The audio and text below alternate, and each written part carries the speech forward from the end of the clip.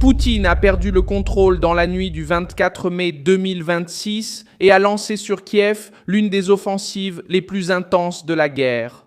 Il a lancé environ 600 drones, 90 missiles et utilisé l'Oreshnik contre Bilat-Tserkva dans la région de la capitale ukrainienne, une arme hypersonique à capacité nucléaire que Moscou a utilisée cette fois comme message de terreur politique, même sans ogive nucléaire. L'attaque a tué des civils, blessé des dizaines de personnes, touché des immeubles résidentiels, des écoles, un marché, des infrastructures d'approvisionnement en eau et a révélé ce que le Kremlin tente de cacher derrière son discours militaire. Poutine est en train d'escalader parce qu'il veut faire plier l'Ukraine par la peur et tester jusqu'où l'Europe et ses alliés vont réagir. Qu'est-ce que Poutine voulait vraiment atteindre en utilisant une arme apocalyptique près de Kiev ? Pourquoi Moscou a-t-elle choisi ce moment pour intensifier le ton de la guerre ? Comment l'Ukraine et l'Occident vont-ils répondre maintenant ? Je vais tout vous expliquer dans un instant, mais pour l'instant, vous devriez vous abonner à la chaîne pour rester bien informé. Des informations en temps réel, d'une qualité journalistique inégalée selon le standard de crédibilité de Milson Alves. La Russie a lancé l'une des plus grandes offensives aériennes contre Kiev depuis le début de l'invasion à grande échelle. Il y a eu 90 missiles de différents types, dont 36 balistiques. En plus de cela, plus de 600 drones. La capitale ukrainienne était la cible principale. Des immeubles résidentiels ont été endommagés, des écoles ont été touchées, le marché a pris feu, des installations d'approvisionnement en eau ont été visées et des zones culturelles ont également été affectées. L'attaque a fait des morts et des dizaines de blessés, les autorités ukrainiennes faisant état d'au moins 83 blessés depuis minuit.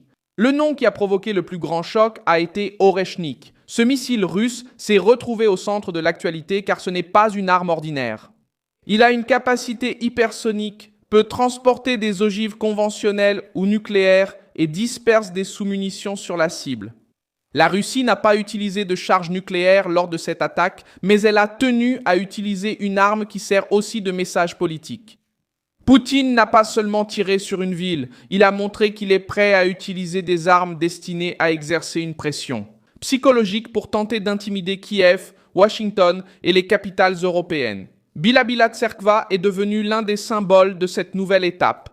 La ville se trouve dans la région de Kiev et a été mentionnée par les autorités ukrainiennes comme un endroit touché par l'Oreshnik.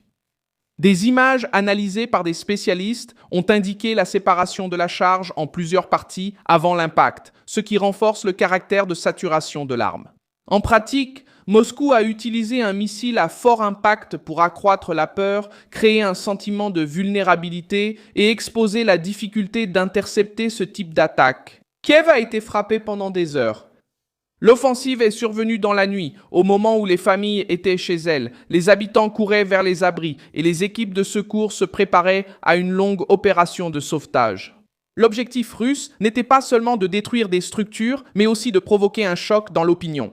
Lorsqu'une offensive combine des drones, des missiles balistiques et une arme comme l'Oreshnik, l'intention est de submerger la défense aérienne, d'épuiser les équipes ukrainiennes et de donner l'image que Poutine peut encore intensifier la guerre lorsqu'il se sent sous pression. Zelensky a réagi en exigeant des conséquences pour la Russie. Le président ukrainien a déclaré que l'Ukraine ne peut pas rester seule et a demandé des décisions de la part des États-Unis, de l'Europe et d'autres nations alliées. La demande principale concerne désormais la défense aérienne, en particulier des systèmes capables de faire face aux missiles balistiques. L'Ukraine sait que les drones peuvent être abattus en grand nombre. Mais des missiles de ce type exigent une technologie plus lourde, une réponse plus rapide et un soutien extérieur constant. Poutine tente de présenter cette attaque comme une réponse militaire. Mais l'effet réel touche les villes, les immeubles, les écoles, les marchés et les infrastructures de base. La rhétorique de Moscou parle de cibles militaires. Les images et les témoignages venant d'Ukraine montrent des habitants, des pompiers, des équipes de secours, des vitres brisées, des incendies et des dégâts dans les zones urbaines. L'utilisation de l'Oreshnik montre aussi que Poutine dépend de plus en plus de l'intimidation. La Russie n'attaque pas seulement les lignes de front. Elle essaye de transformer l'arrière ukrainien en un espace de peur constante. En visant Kiev et la région environnante, Moscou frappe le centre politique du gouvernement ukrainien. Elle fait pression sur la population et tente d'envoyer un avertissement aux alliés. Tout soutien accru à l'Ukraine peut entraîner une escalade en réponse. La réponse internationale a commencé par de fortes condamnations. Les dirigeants européens ont qualifié l'utilisation de Oreshnik d'escalade dangereuse. L'Union européenne a qualifié cette action de chantage nucléaire et de pression politique.